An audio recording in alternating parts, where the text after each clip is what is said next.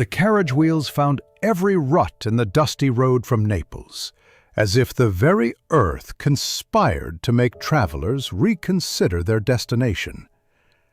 Our restorer, a man who had spent 20 years coaxing beauty from crumbling walls, gripped his leather satchel and watched the countryside blur past. Strange how a summons from nobility could still quicken the pulse, even for someone who had worked in 3 papal basilicas. Villa Monteverde emerged from behind a grove of ancient olive trees like a fading memory made stone. The ochre walls, once proud, now wore their water stains like an old soldier displays his scars. May, in these parts, meant the air hung thick with jasmine and the promise of early heat. The restorer noticed how the afternoon sun caught the villa's western facade, revealing a network of thin cracks that reminded him of the lines on his mother's hands.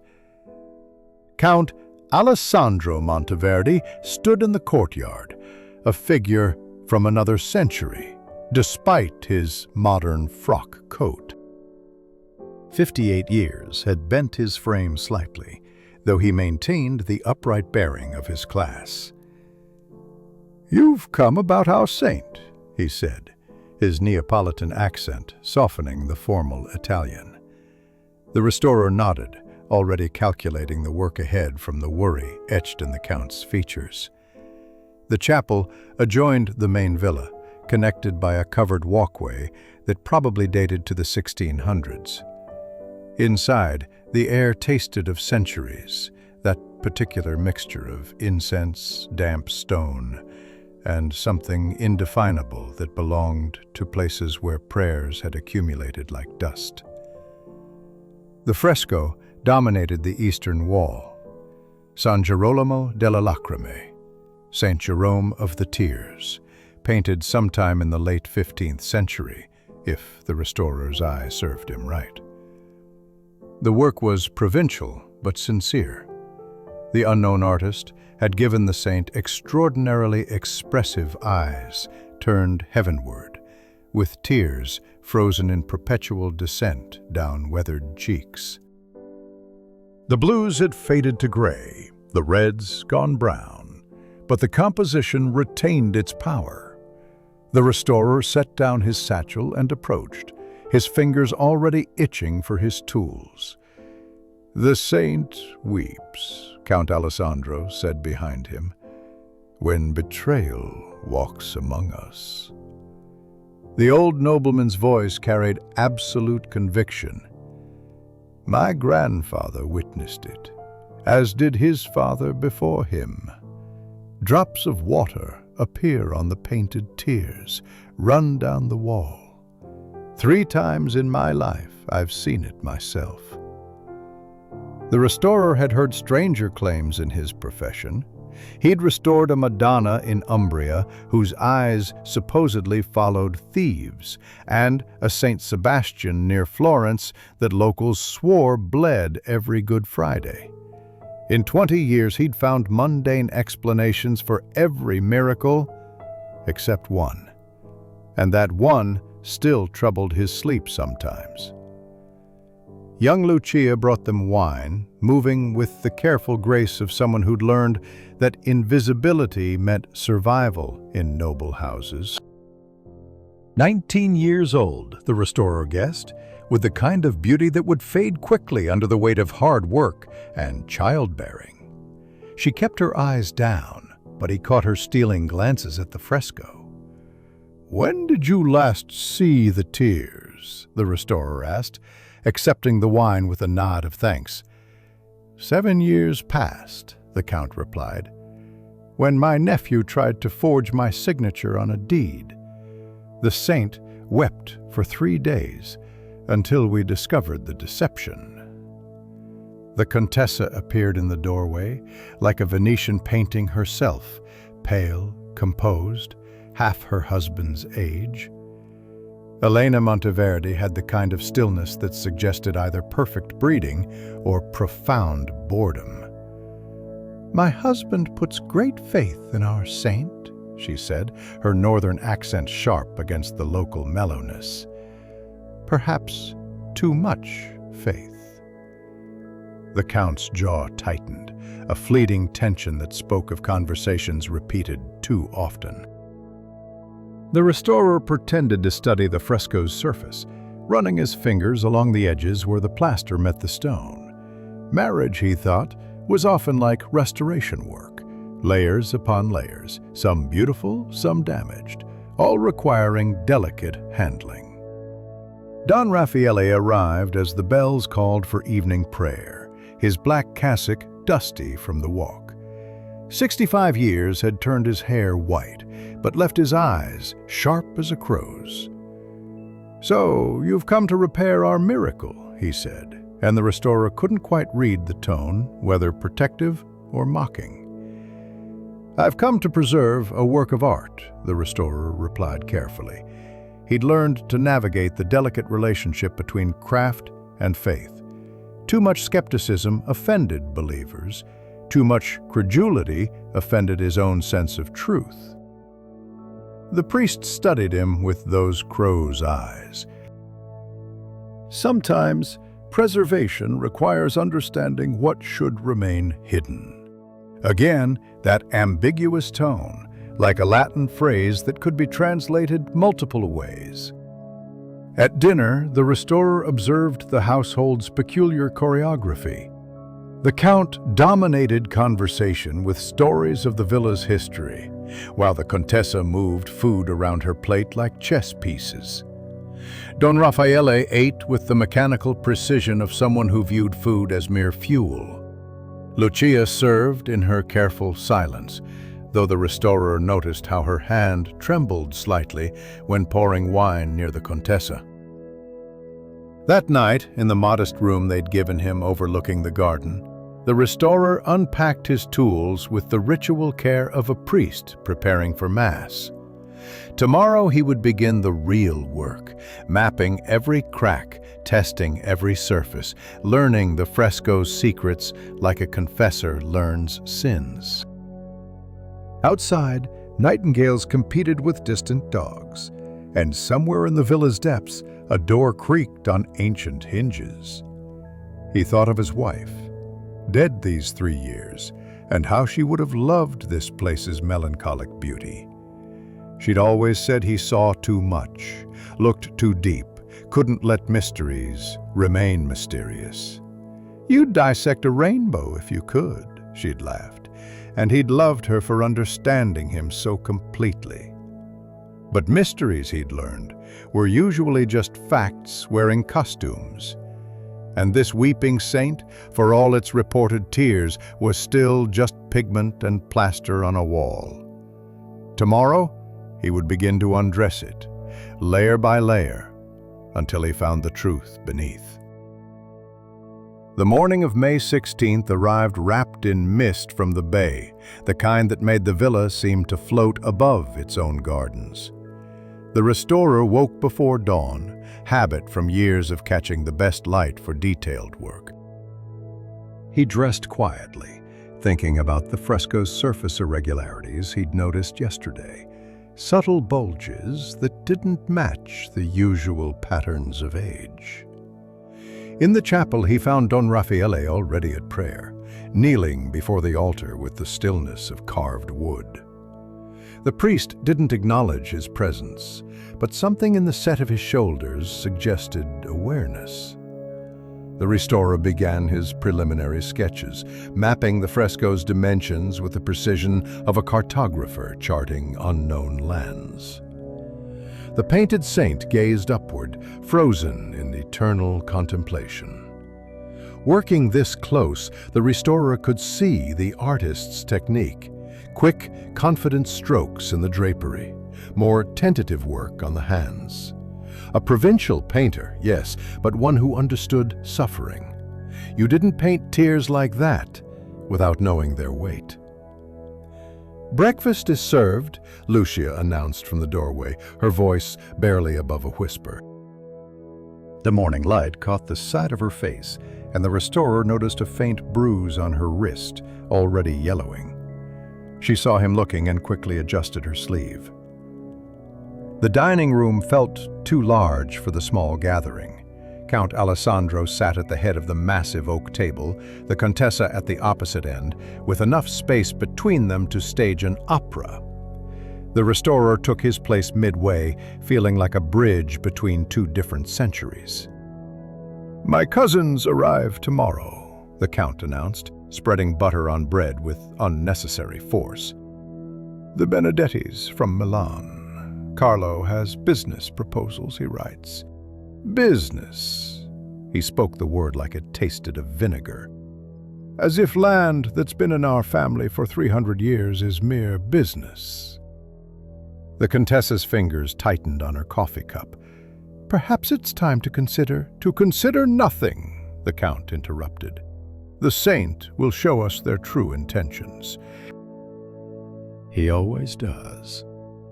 After breakfast, the restorer returned to his work, but concentration proved difficult. The household's tension seeped through the walls like dampness. He mixed his cleaning solutions, preparing to test small areas of the fresco's surface, when he heard it, a soft gasp from behind him. Lucia stood in the doorway, her hand pressed to her mouth, staring at the saint's face. The restorer turned and felt his pulse quicken. There, on the painted tiers, actual drops of water had formed, catching the morning light like tiny prisms. "The saint weeps," Lucia breathed, crossing herself. "He weeps." Within minutes, the chapel filled. Count Alessandro arrived first, his face flushed with vindication. "You see," he said to his wife, who followed close behind, "before they even arrive, San Girolamo warns us." Don Raffaele entered last, moving with deliberate calm. He approached the fresco, studied the drops, then stepped back. "The ways of heaven are mysterious," he intoned, though his eyes remained fixed on something near the base of the wall. The restorer forced himself to approach the phenomenon with scientific detachment. The drops were real. He caught one on his finger, tasted it. Water, slightly mineralized, with a faint earthiness. They seemed to emerge from the painted tiers themselves, though that was obviously impossible. He noted the regular spacing, the consistent size of each drop. "We must prepare," Count Alessandro declared. "Extra prayers, fasting, perhaps. The saint warns us for a reason." He grabbed Don Raffaele's arm. "You'll say a special mass?" "Of course," the priest replied, but his attention seemed elsewhere, focused on the restorer who was now examining the wall with a magnifying glass. The Contessa watched it all with an expression the restorer couldn't quite read. Fear, certainly, but mixed with something else. Disgust? Resignation?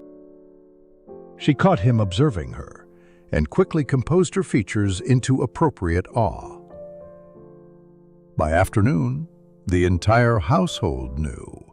Servants whispered in corners, crossing themselves when they passed the chapel. The gardener brought his elderly mother to see, and she wept openly, kissing her rosary.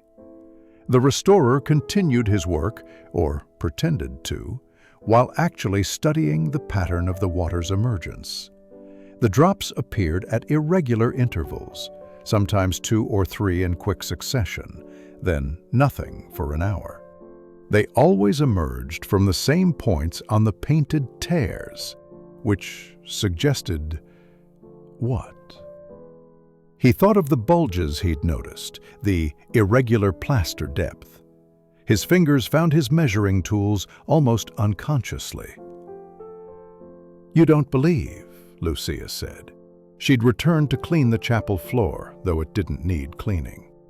"I can see it in how you look at the saint." The restorer considered his words carefully. "I believe in what I can understand," he said. "And I haven't understood this yet." "My grandmother saw the tears once," Lucia continued, wringing her cloth into a bucket. "The night before my grandfather died. He'd been stealing from the Count's father, selling grain meant for the poor. The saint knew." "And what happened to your grandfather?" "He fell from the stable loft, broke his neck," she said it matter-of-factly, like reporting the weather. "The grain was found hidden in his cottage. My grandmother had to beg to keep her position." That evening at dinner, talk centered entirely on the Benedetti visit. Carlo had made his fortune in textiles, embracing the new industrial methods. "He owns 3 factories," the Count said with distaste. "Employs hundreds of workers like they're parts in a machine." "He's successful," the Contessa ventured.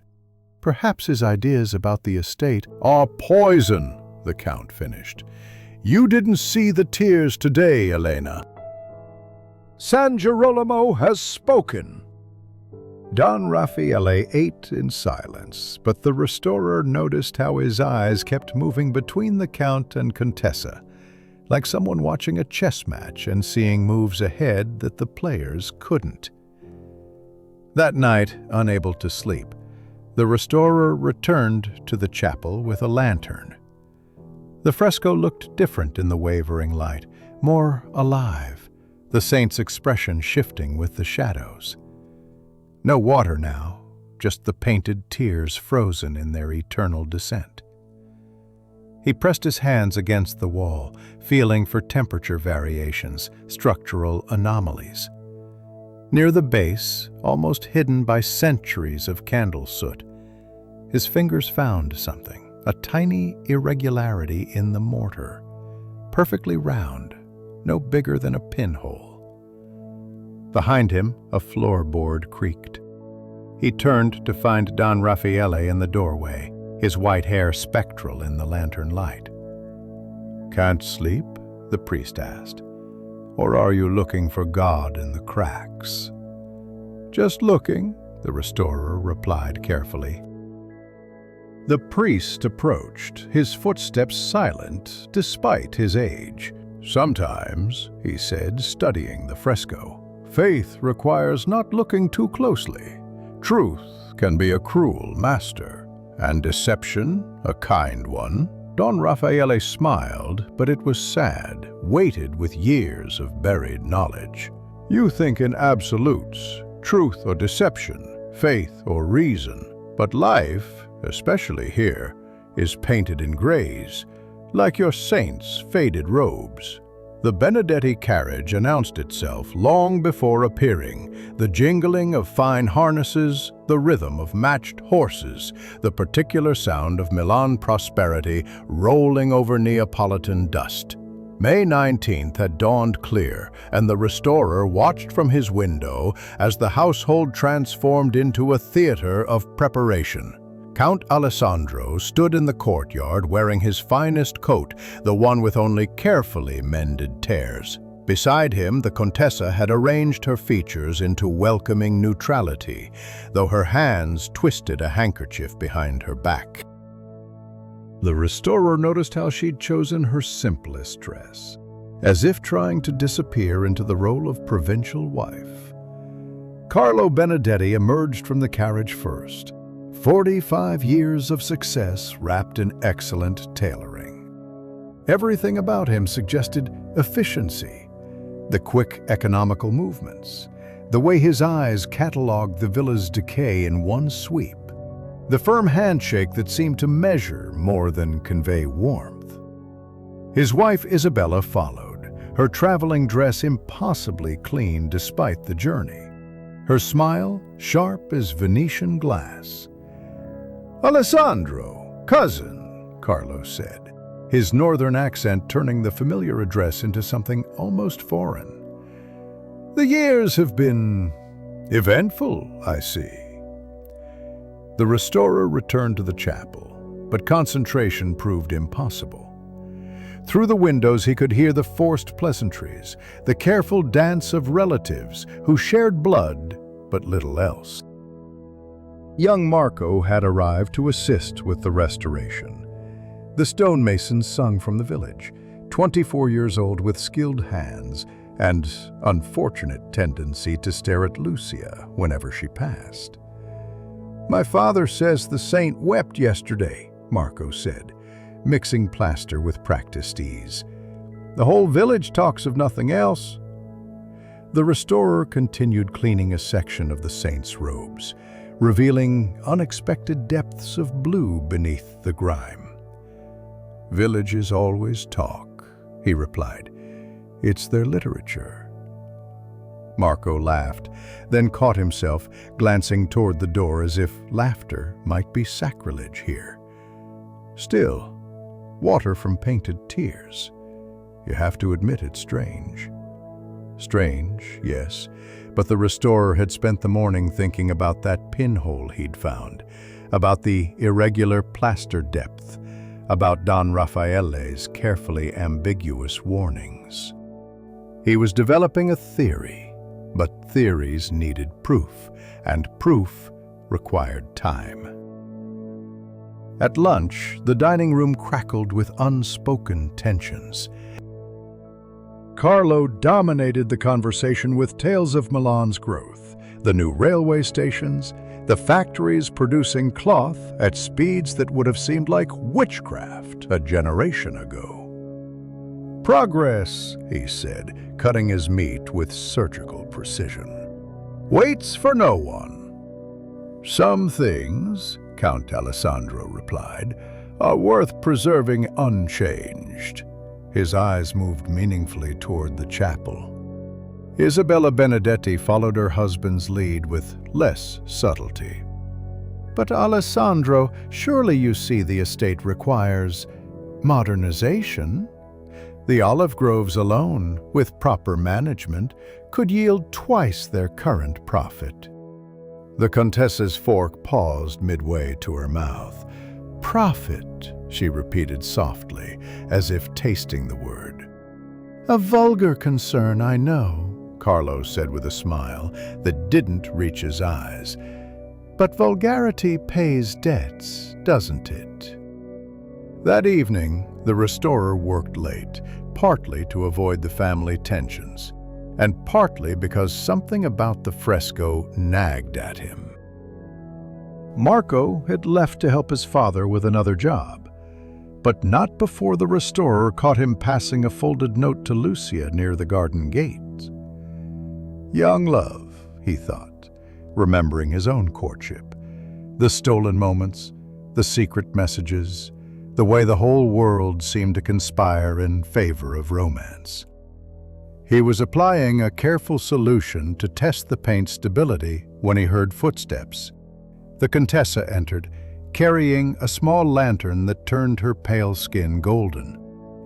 "You work late," she observed. "The light changes through the day," he explained. "Different angles reveal different secrets." She approached the fresco, studying the saint's face with unusual intensity. "My husband truly believes, you know, in the tears, the warnings, all of it." "And you?" "I believe in what I can touch." She ran her fingers along the stone wall beside the fresco. Stone, mortar, the weight of centuries. Not miracles. The restorer noticed how young she looked in the lantern light. 34 years carrying the burden of a life chosen for her, not by her. Venice to Naples, canals to hills, a merchant's daughter to a count's wife. "Sometimes," he said carefully, "what seems miraculous has earthly explanations." Her eyes sharpened. "You found something." Before he could respond, a commotion erupted from the dining room. They hurried toward the sound, finding the family gathered around the table where Don Raffaele stood with theatrical gravity. Water droplets were rolling down his face. No, the restorer realized with a start, down the small framed icon of San Girolamo that hung on the wall behind the priest. "Again!" Count Alessandro exclaimed, triumph and fear mixing in his voice. "The saint weeps again!" Carlo Benedetti rose from his chair slowly, his businessman's face calculating. "Interesting timing," he said dryly. "We've barely discussed my proposals." "Your proposals are why he weeps," the Count shot back. "The trail of family lands, of tradition, of poverty, you mean?" Isabella interrupted. "Alessandro, be practical. The estate bleeds money like those tears bleed water." Don Raffaele raised his hands for silence. "The saint speaks in his own language," he intoned. "We must pray for understanding." But the restorer was watching Lucia, who had pressed herself against the wall, her face pale as the Contessa's. She was staring not at the weeping icon, but at a point near the ceiling, where the restorer now noticed a tiny, dark stain, fresh-looking, as if something had recently leaked through from above. Later, in the chapel, he examined the icon that had been brought for comparison with the fresco. Same era, same style, possibly even the same artist, and yes, there again, that telltale pinhole, so small it looked like nothing more than a flaw in the wood. "You see something?" Marco said from the doorway. He'd returned, despite the late hour, drawn perhaps by hope of glimpsing Lucia. "In how you look at it, you see something." The restorer set down the icon carefully. "I see craftsmanship," he said. "Very old, very clever craftsmanship." Marco moved closer, his voice dropping. "My grandfather told stories," he said, "about the old Count, Alessandro's father. Said he was clever with machines, little devices, had a workshop in the cellar where he'd spend hours." "What kind of devices?" "Clockwork things, mostly. Music boxes that played themselves at certain times. A fountain that seemed to flow upward." Marco shrugged. People called him touched, but harmlessly so. The restorer filed this information away, another piece of the puzzle taking shape in his mind. Through the window he could see lights still burning in the villa's main rooms.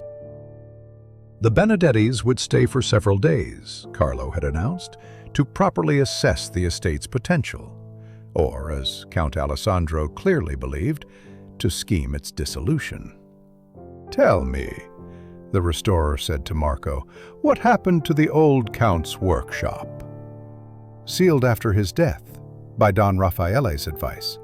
Said it contained too many worldly distractions."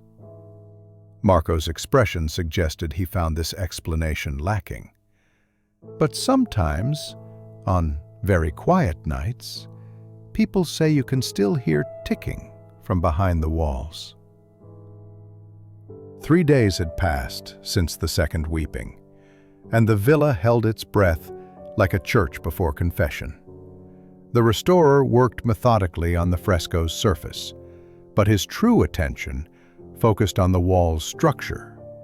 His small hammer, meant for testing plaster integrity, revealed subtle hollow spaces behind certain sections, not damage, but design. May 21st brought unusual heat, and Marco stripped to his shirt sleeves as he prepared fresh lime wash. "Lucia says the Contessa hasn't slept," he mentioned, trying to sound casual about his source. "Walks the gardens at night like a ghost."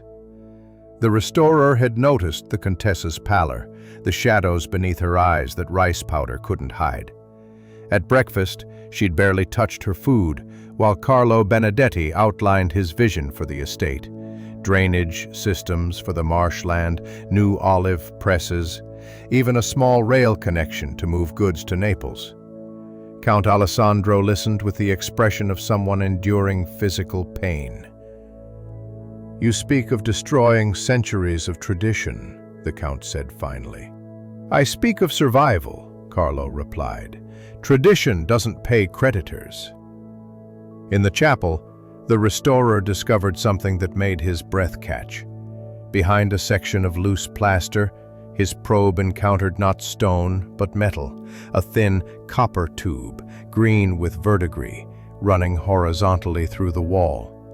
He quickly covered his finding, glancing around to ensure he was alone. The tube's presence explained much, but raised new questions. Someone had embedded it during construction or renovation, but when? And more importantly, who knew of its existence now? Don Raffaella appeared in the doorway as if summoned by the restorer's thoughts. "You work with such concentration," the priest observed, "like a man reading a difficult text." "All restoration is reading," the restorer replied, keeping his voice neutral. "Interpreting what previous hands have done." The priest approached, his fingers trailing along the wall. "My predecessor left extensive notes about this chapel. Strange details, measurements that didn't quite match, references to the saint's hidden nature. He died before explaining fully." "When was this?" 1812, during the French occupation, troubled times. Don Raffaella's fingers stopped near where the restorer had found the tube.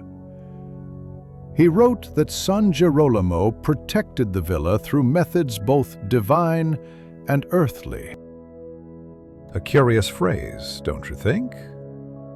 That afternoon, while the family gathered for the midday meal, the restorer explored the garden wall behind the chapel. Hidden among ivy, he found what he'd suspected, a small opening, carefully concealed, just large enough for someone to access. The ground showed no recent disturbance, but then careful feet on packed earth left little trace. Inside, Isabella Benedetti's voice carried through open windows. "Perhaps if you sold just the lower fields—" "Never," Count Alessandro's response cut like a blade. The restorer was examining the concealed opening when Lucia appeared, carrying linens from the washing line. She froze when she saw him, then glanced around nervously. "You shouldn't be there," she whispered. "Why not?" She bit her lip, clearly wrestling with something. "That place, people don't go there. Not since the old Count's time." "But someone does go there," the restorer said gently. "Someone must." Lucia's eyes widened with fear. "I don't know anything," she said quickly, gathering her linens. "I see nothing, hear nothing." But as she hurried away, the restorer noticed something. A small leaf caught in her hair from a plant that grew only near the concealed opening. Interesting. That evening, Carlo made his formal proposal. The restorer could hear everything from the chapel, where he pretended to work while actually mapping the tube's probable path through the wall. Carlo offered to purchase the lower third of the estate for a sum that made even the restorer pause, enough to clear all debts and restore the villa properly. "It's generous," the Contessa said softly, speaking for the first time during these negotiations. Count Alessandro turned on her with fury the restorer could feel through the walls. "You would side with them." "I side with reason," she replied, her voice steady despite everything. The argument that followed sent servants scattering. The restorer heard doors slam, feet storm upstairs, the Contessa's quiet tears in the garden later. Marco, who'd stayed to help clean tools, shook his head. "My father says pride makes men into stones," he observed, "rigid until they crack." Near midnight, the restorer made a decision. He needed to understand the mechanism fully. Armed with his tools and a small lantern, he returned to the concealed opening. The space behind was cramped, musty, but navigable. Following the wall, he found what he sought: the external end of the copper tube, fitted with a small funnel, barely visible in the shadows. The system was ingenious in its simplicity. Pour water here, and it would travel through the tube, seeping through the porous stone embedded behind the saint's painted tears. Gravity and careful engineering creating miracles on demand. A footstep made him freeze. Someone was approaching through the garden. He shuttered his lantern, pressing himself into the shadows. The figure moved carefully, familiar with the path despite the darkness. They stopped at the opening, and the restorer heard the soft sound of liquid being poured. He waited, counting heartbeats, until the figure departed. Then he emerged, mind racing. He'd been so close to seeing who controlled the saint's tears, yet prudence had kept him hidden. Tomorrow, he thought, tomorrow he would set a trap. In his room, unable to sleep, he thought about truth and its consequences. The Count's faith in his weeping saint gave him strength against changes he couldn't accept. Take that away, and what remained? An old man with debts and diminished lands, facing a future he didn't understand. His wife would have said truth mattered more than comfort. You can build on lies, she'd told him once, but the foundation always crumbles. He missed her certainty, her moral clarity that cut through his tendency to see every side of every question. Through his window, he watched the Contessa's pale figure moving through the garden like a lost soul. She stopped beneath the chapel window, looking up at where the saint waited in darkness.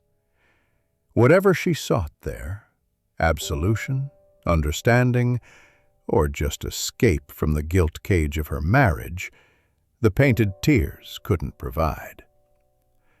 The restorer made notes by candlelight, documenting his discoveries in the careful language of his trade. But between the technical observations, questions multiplied. Who poured the water? Why now, with the Benedettis here?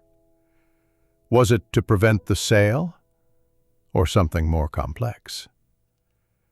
The morning of May 24th brought rain, real rain, not the manufactured tears of painted saints. The restorer watched it streak the chapel windows while he worked, thinking about water's honesty. It fell where it would, followed natural laws, made no claims to divine intervention. He'd discovered more about the wall's construction. The porous stone from Vesuvius had been shaped with remarkable precision, creating a reservoir behind the saint's face. When water entered through the copper tube, it would slowly seep through specific points, emerging exactly where the painted tears would fall. The old Count's mechanical genius, if indeed this was his work, impressed even across the decades. Marco arrived late, apologizing profusely. "The rain flooded the lower road," he explained, wringing water from his cap. "And there's talk in the village. People say the saint will weep again tonight." "Why tonight?" "Because tomorrow, Carlo Benedetti presents new papers. Legal documents from Milan, they say. Something about old debts and rights of collection." The restorer filed this information away.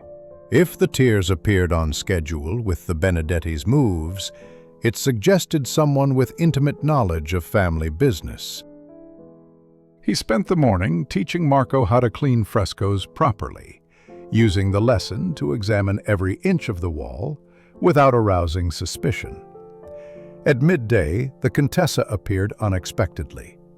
She rarely visited the chapel during work hours, but the rain had trapped everyone indoors, and restlessness drove people to unusual behaviors. She stood before the saint, studying his upturned face with peculiar intensity.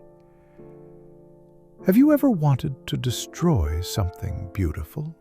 she asked suddenly. The restorer paused in his work. "Why would anyone want that?" Because sometimes beauty is a prison.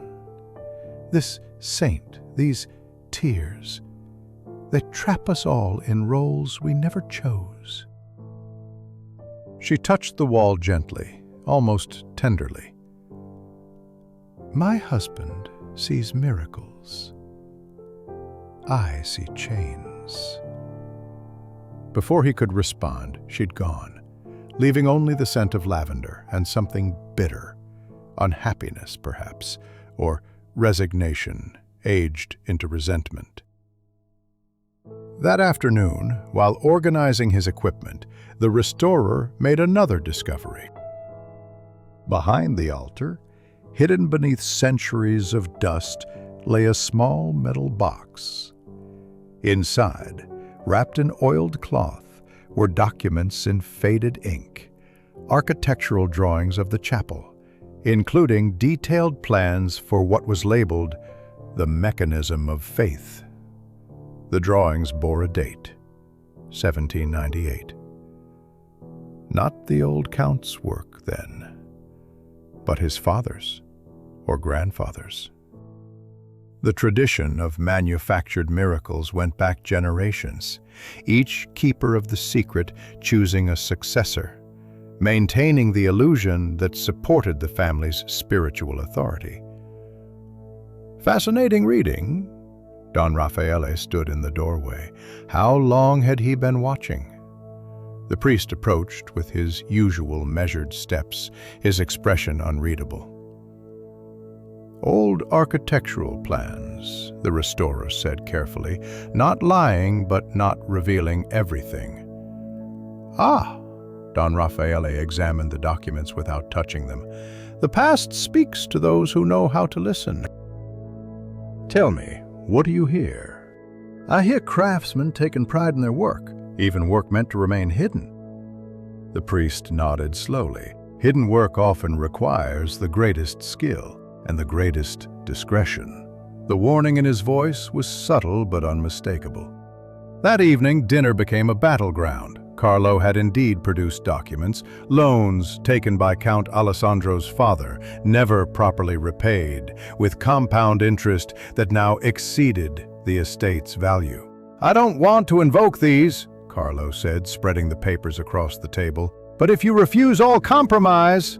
Count Alessandro's face had gone the color of old parchment. These are forgeries. They must be. They bear your father's seal, his signature. Any court would recognize them.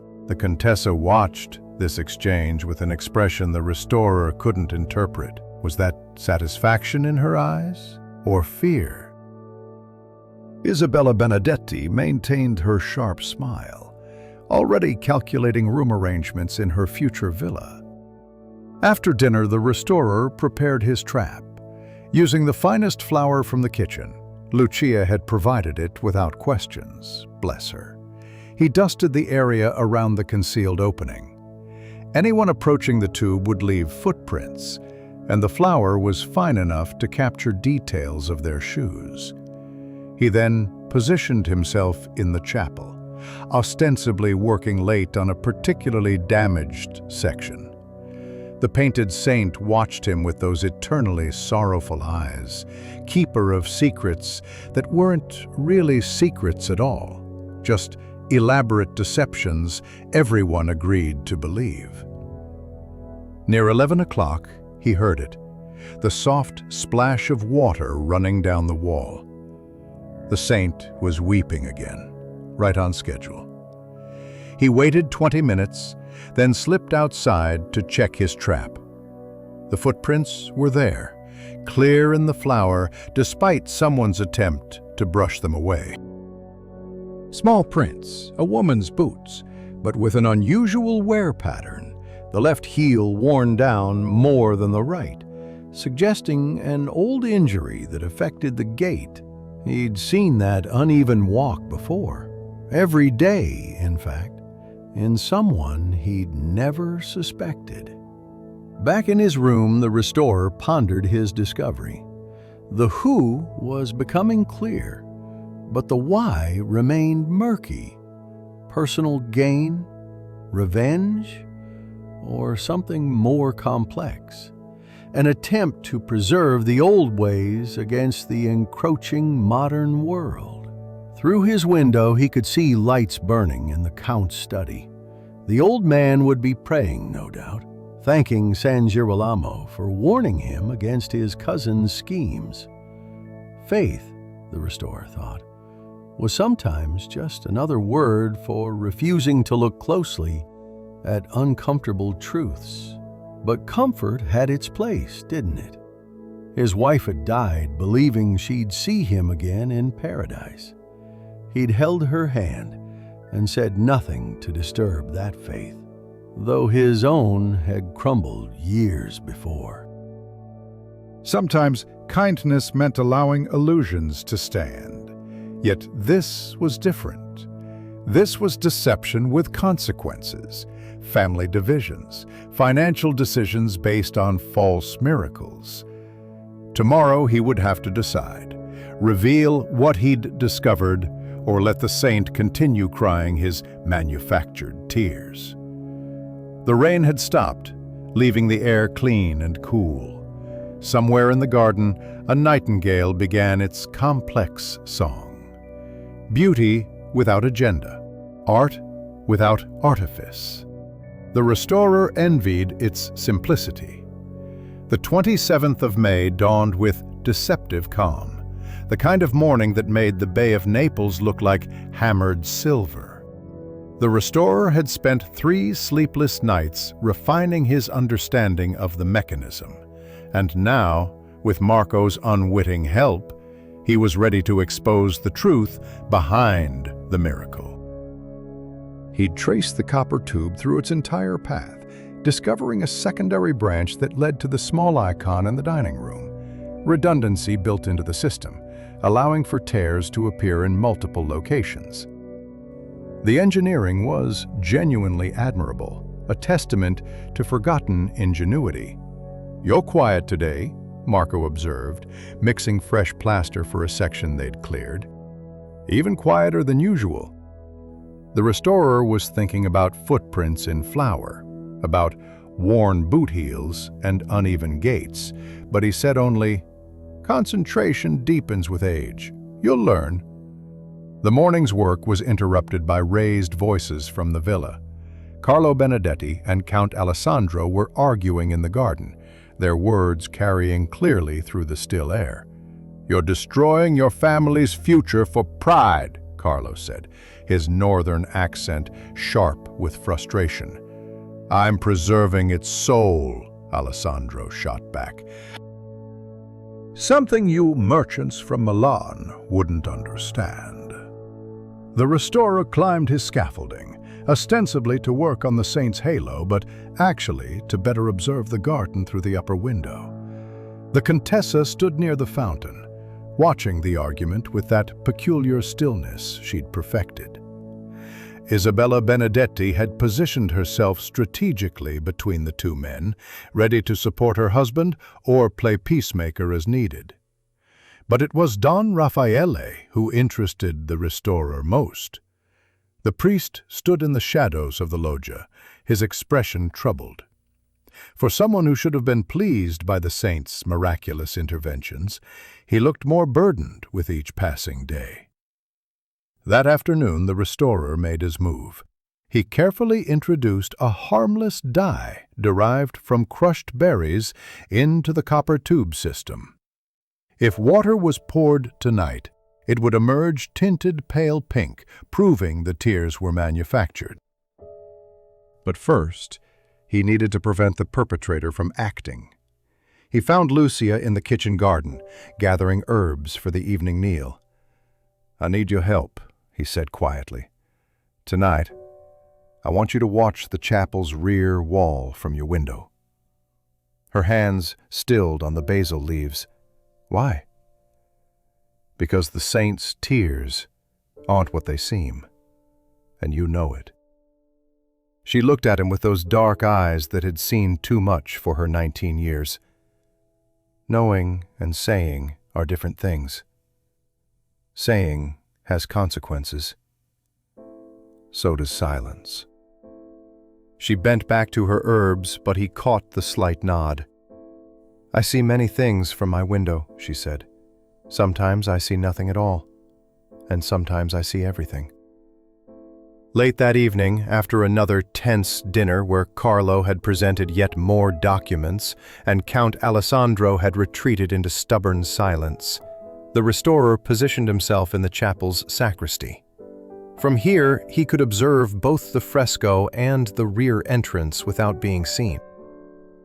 The moon was 3/4 full, providing just enough light to navigate without lanterns. He waited, patient as stone, thinking about all the patient watchers who'd kept this secret over generations. How many knew? How many chose ignorance? At 11:30, footsteps approached, but from inside the villa, not outside. The restorer shifted position carefully, peering through the crack in the sacristy door. A figure entered the chapel, moving with familiar purpose despite the darkness. It was the Contessa. But she didn't go to the hidden mechanism. Instead, she knelt before the saint, her pale nightdress making her look like a ghost of herself. She was crying, real tears, not manufactured ones, her shoulders shaking with suppressed sobs. "I know what you are," she whispered to the painted saint. "A lie, like everything else here. But at least you're an honest lie." The restorer remained frozen, unwilling to intrude on such raw privacy. But then came other footsteps, heavier, more confident. The Contessa startled, rising quickly, but not quickly enough. Don Raffaele entered, carrying a small vessel. He stopped when he saw her, both of them caught in mutual surprise. For a moment, neither moved.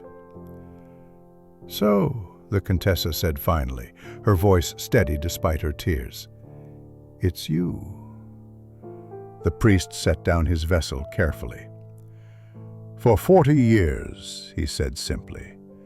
Before that, my predecessor. Before him, another. Someone must maintain the miracle, or the faith crumbles. Faith built on deception is no faith at all. Tell that to your husband. His belief in the saint's warnings is all that's keeping him from complete collapse." Don Raffaele's voice carried unexpected gentleness. "Would you rather I let Carlo Benedetti destroy him with truth?" The restorer watched this philosophical duel, fascinated despite himself. Two people who understood the mechanism behind the miracle, debating its morality in the shadow of the saint himself. "But why now?" the Contessa asked. "Why make the saint weep for the Benedettis?" "Because sometimes," Don Raffaele replied, "the only way to protect someone is to reinforce their delusions. Alessandro needs to believe heaven itself opposes this sale. Otherwise he might actually listen to reason.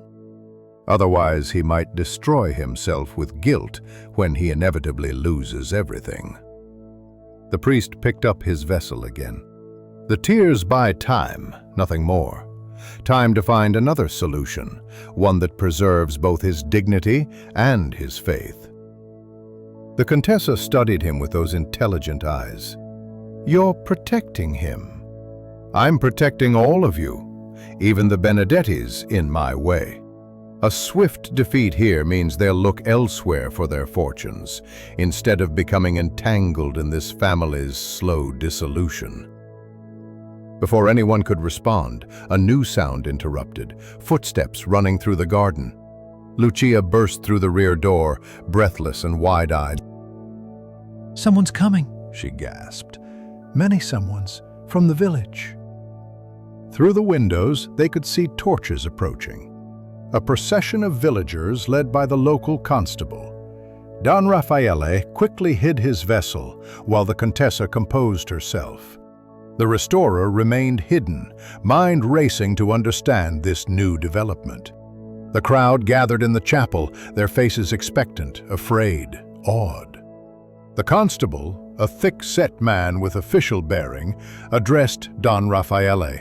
"Father, we've come about the miracle.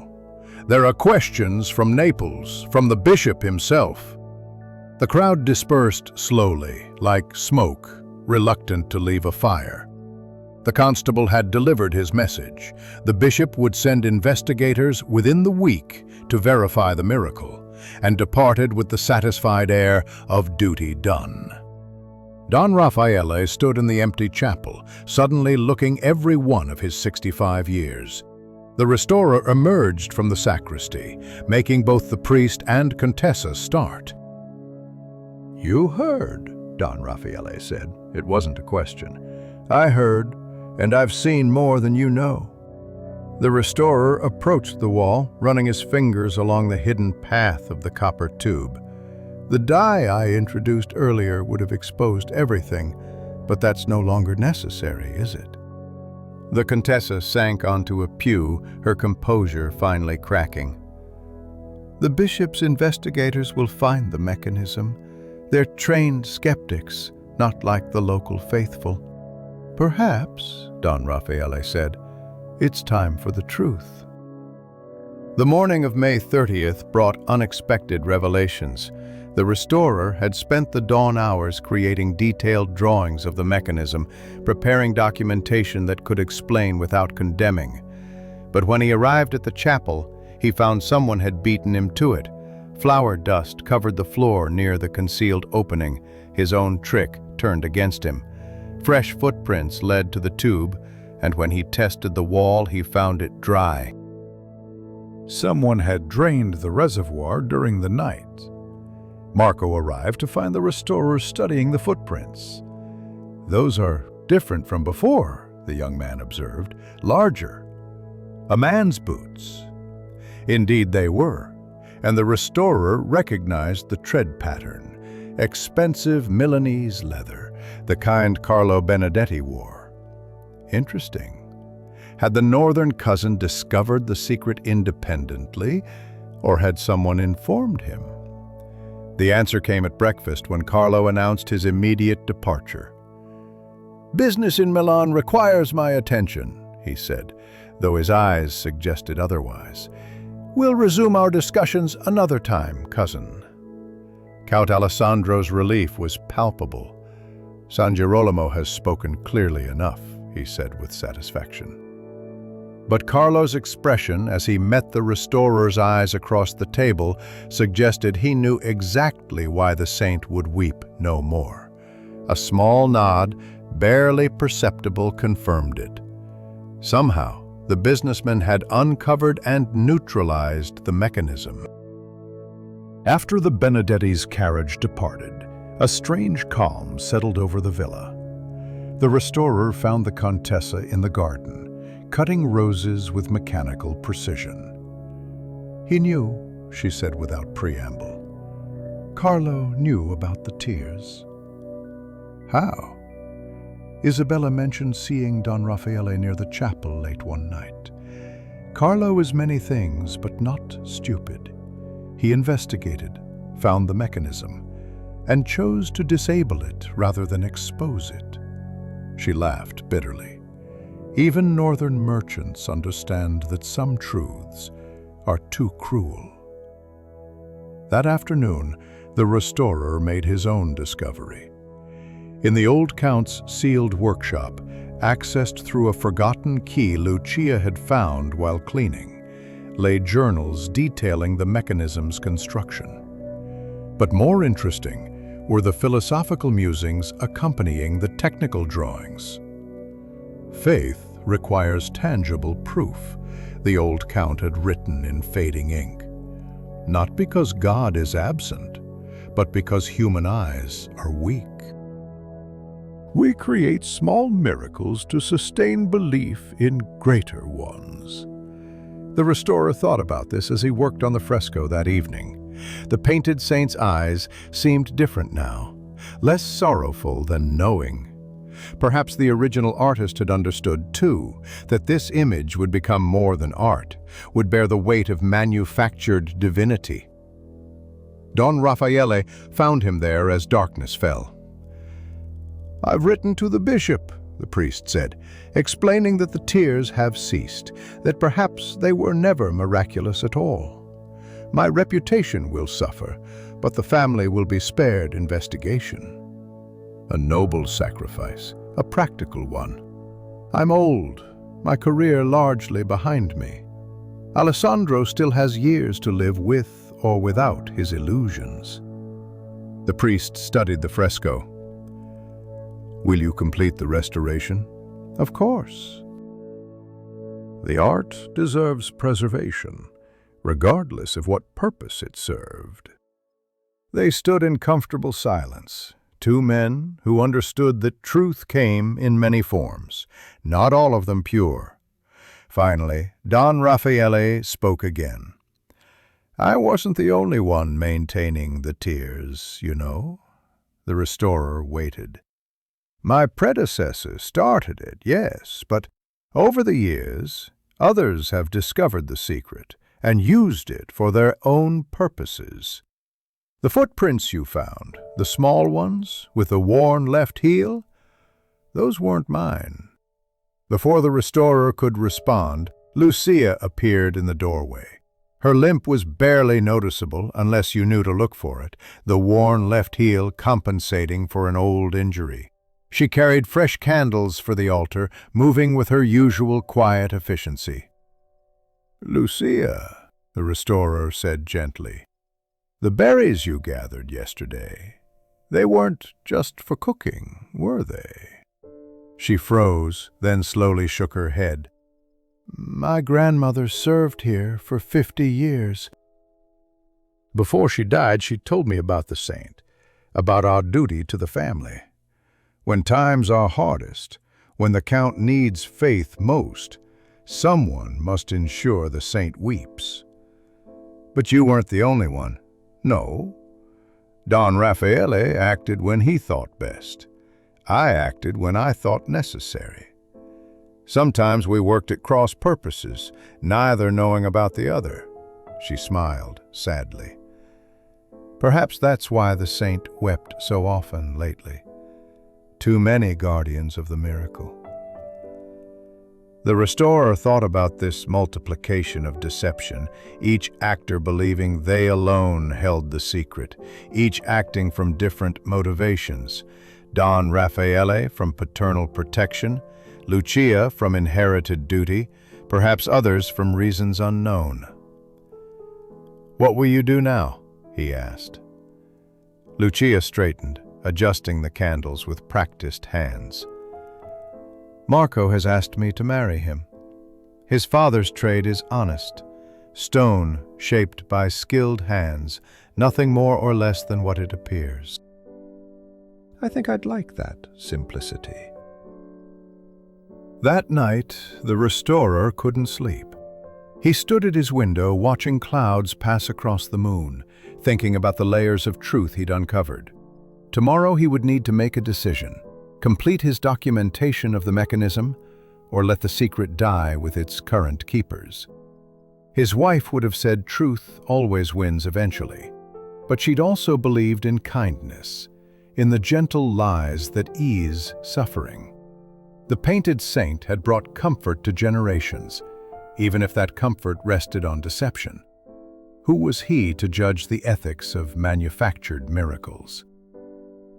June 2nd arrived heavy with the scent of orange blossoms and unspoken resolutions.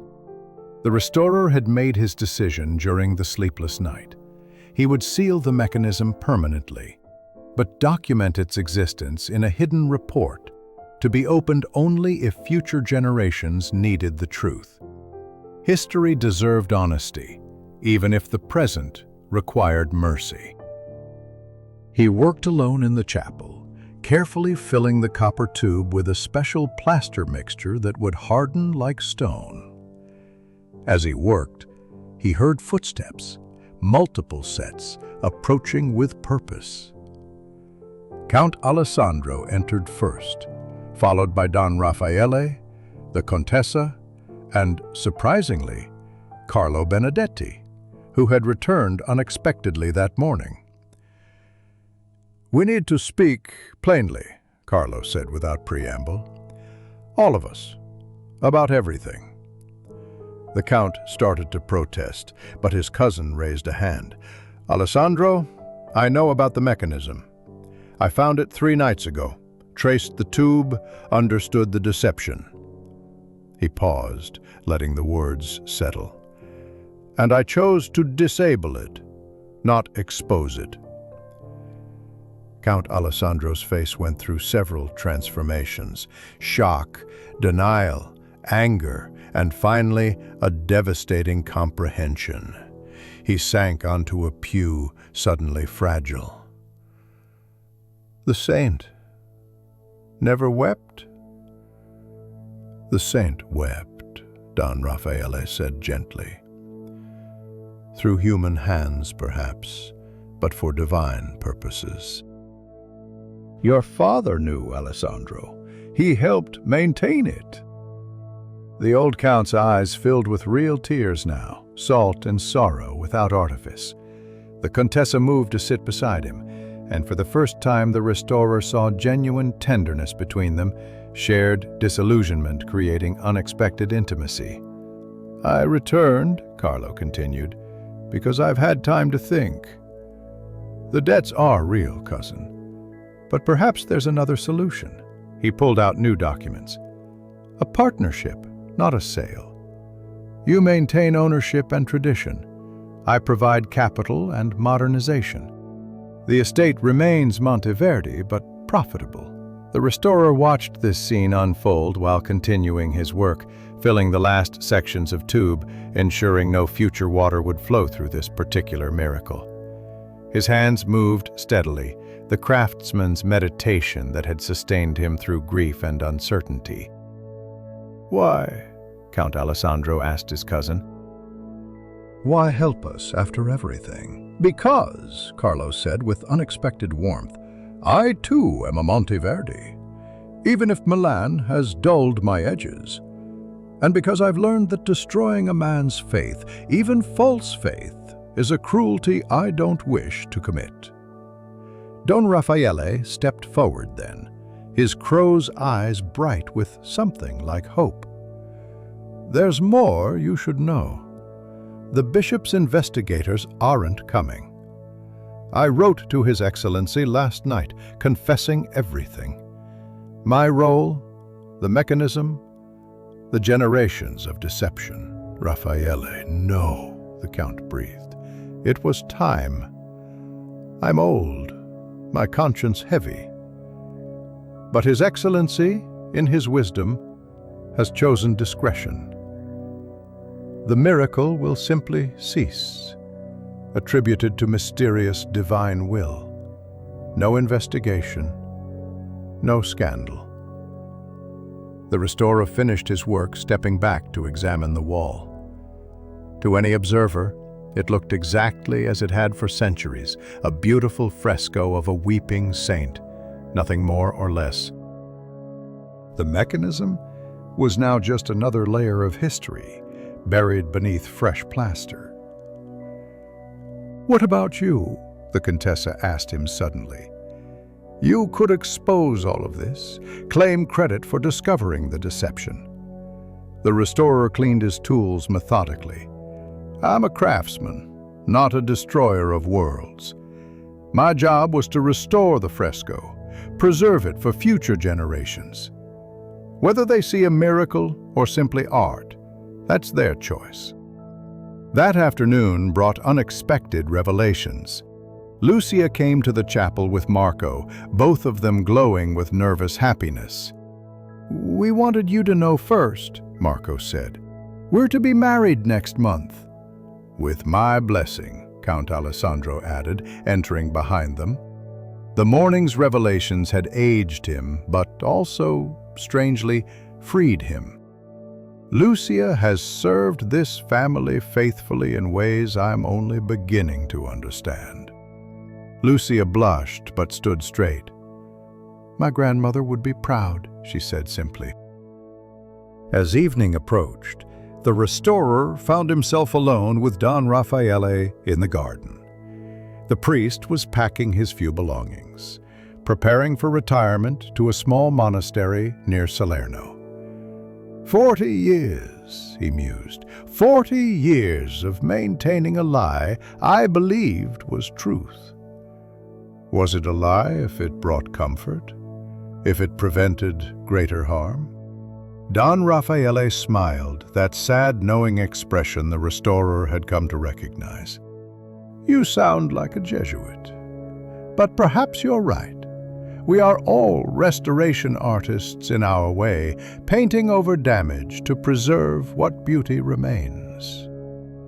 They walked among the lemon trees, the fruit hanging heavy and bright in the golden light. There's something else, the priest said, something I never told anyone. The very first time I made the saint weep 40 years ago, I was trying to prevent a duel between the old count and a neighbor over water rights. The tears convinced both men that God opposed violence. And did they reconcile? They became the closest of friends. Their families intermarried. That neighbor's grandson is Marco, the boy who'll marry Lucia, Don Raffaele chuckled. So perhaps even false miracles can produce true grace. That night, the household gathered for what felt like a last supper, though only Don Raffaele was actually leaving. Carlo and Alessandro had spent the day discussing plans, careful, respectful plans that honored both tradition and necessity. Isabella had even smiled genuinely once or twice, calculating profits, perhaps, but also seeming relieved at the peaceful resolution. The restorer sat among them, observer and participant both, thinking about the layers of truth he'd uncovered and covered again. Tomorrow he would complete the fresco's restoration, touching up the saints' tears to ensure they'd remain visible for centuries, even if they'd never weep again. A toast, Count Alessandro proposed, raising his glass, to San Girolamo, who taught us that miracles come in many forms. They drank, each understanding the toast differently, each correct in their own way. Through the windows, the Bay of Naples caught the last light, turning to gold and copper like the hidden tubes that would never again carry their secret water. The 4th of June brought unexpected complications. The restorer had thought his work nearly complete, the fresco cleaned, the mechanism sealed, the family's crisis resolved. But morning light revealed something he'd missed, a second painting, hidden beneath centuries of soot on the opposite wall. As he carefully cleaned a test section, figures emerged from the darkness, another saint, this one holding a key. Count Alessandro watched the revelation with wonder tinged by exhaustion. Recent events had depleted him, leaving him transparent as old glass. "I never knew," he said softly. "In all my years here, I never knew there was another." The newly revealed fresco depicted San Pietro, but not the common representation. This Peter wept too, though his tears were different, tears of remorse for his denial of Christ. The artist, clearly the same hand that painted San Girolamo, had created a dialogue between the walls, two kinds of sorrow, facing each other across the chapel's width.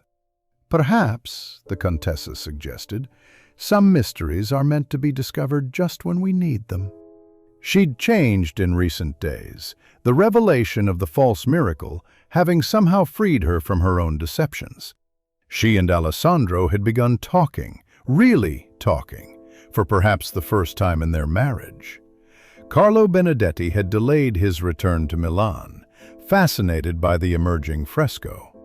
"It changes the chapel's entire meaning," he observed. "One saint weeping for others' betrayals, another for his own." Rather sophisticated theology for a provincial artist. The restorer worked with renewed energy, carefully revealing Peter's face. The expression was masterful, shame and redemption balanced perfectly. But as he cleaned, he discovered something troubling.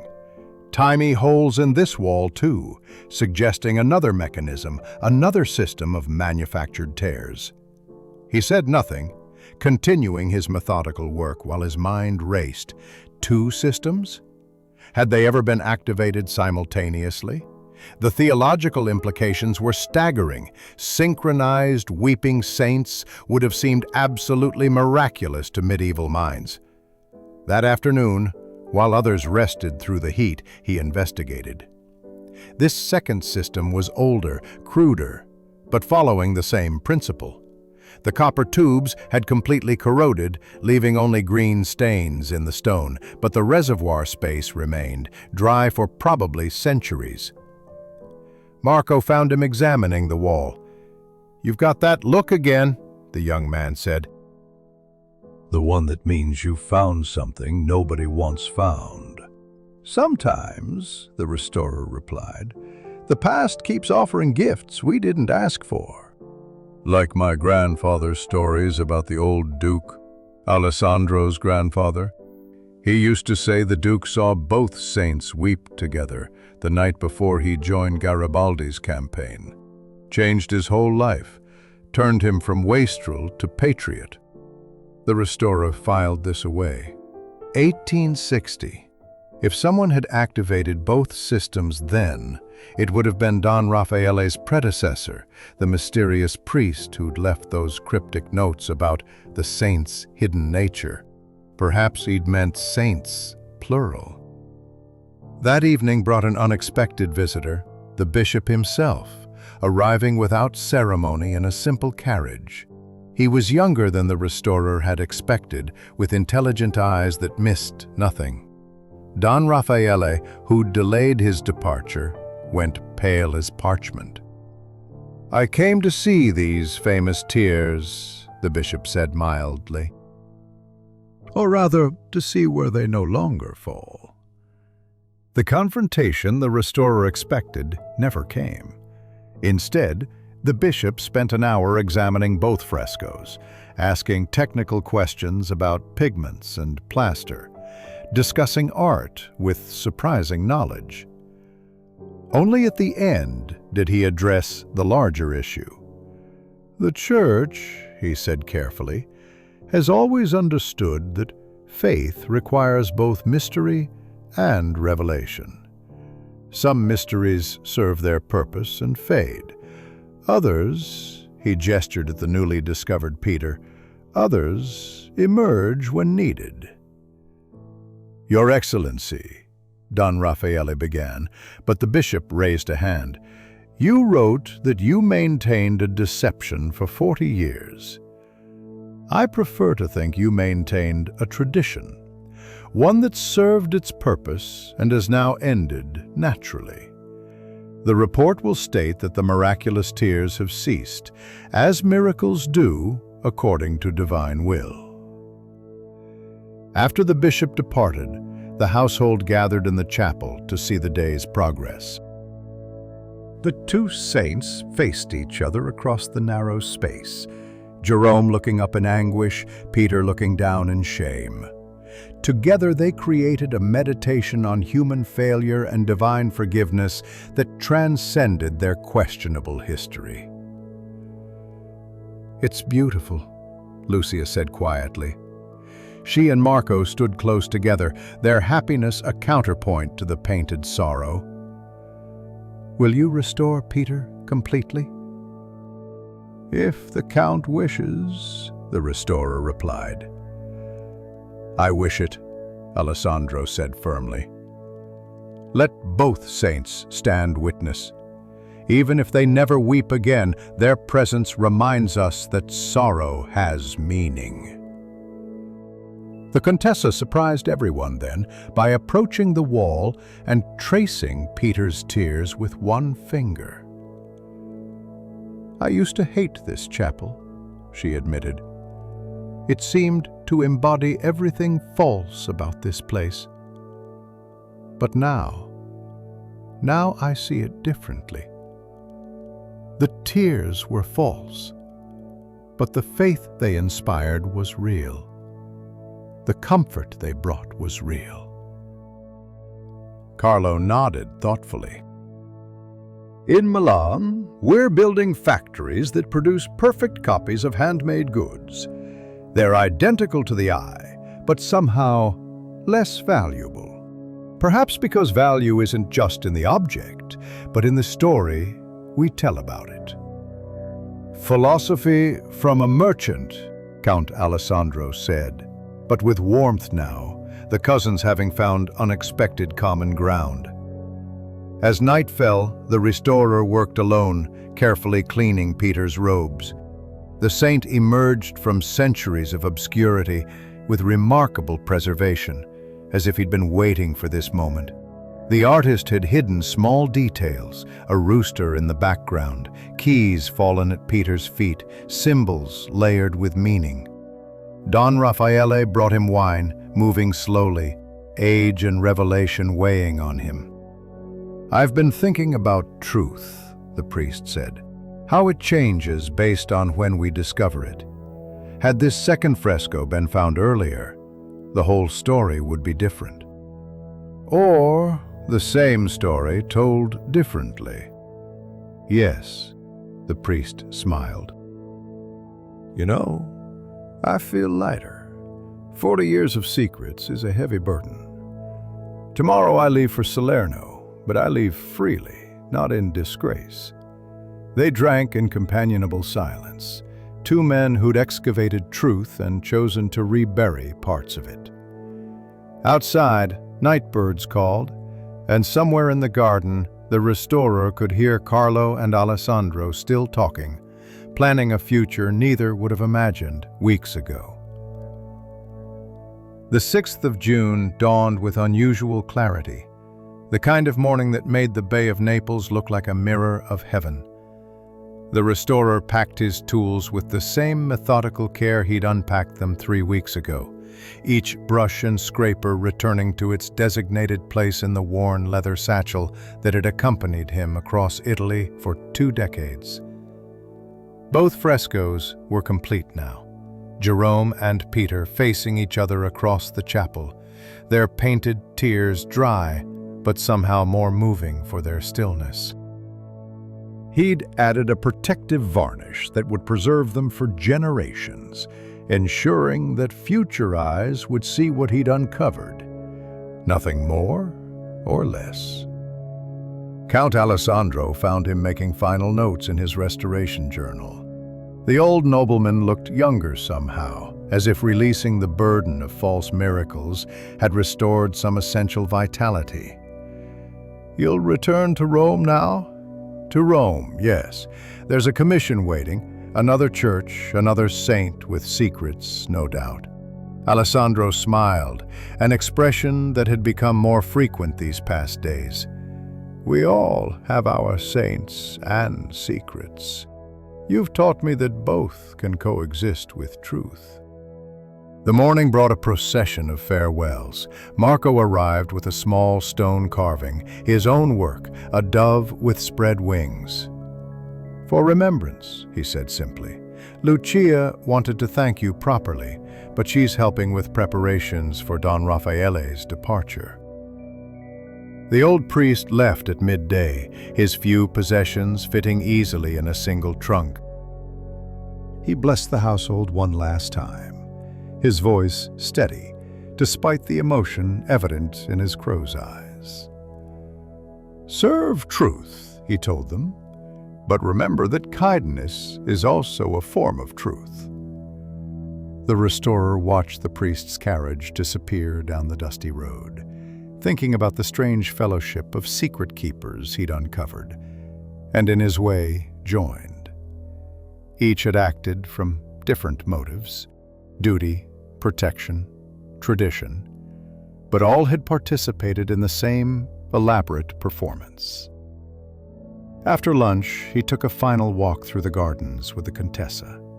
She wore a simple dress and had pulled her hair back, practically, looking more like the merchant's daughter she'd been than the nobleman's wife she'd become.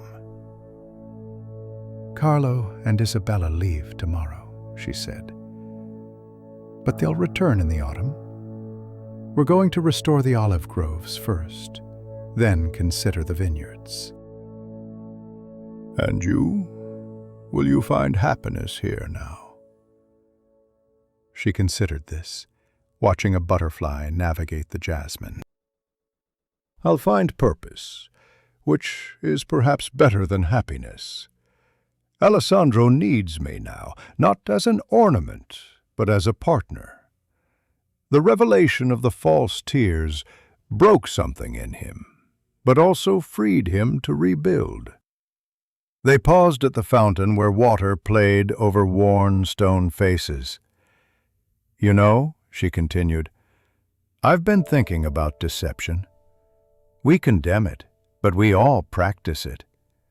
I pretended contentment for years. Alessandro pretended strength. Don Raffaele pretended divine intervention. Perhaps the only honest one among us was the painted saint. He never claimed his tears were real. 1 year later, the restorer returned to Villa Monteverdi, drawn by curiosity and an invitation to Marco and Lucia's wedding anniversary. June in Naples was as he remembered: thick air, brilliant light, the constant presence of the sea. But the villa had transformed.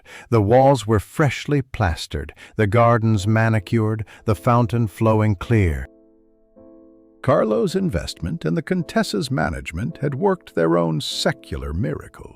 Even the air felt different, lighter, freed from the weight of decay. He found Count Alessandro in the chapel, but not praying. Instead, the old nobleman was showing the frescoes to a group of local children, telling them the story of the two saints. "This one wept for others' pain," he explained, pointing to Jerome, "and this one wept for his own failures. Both kinds of tears have value."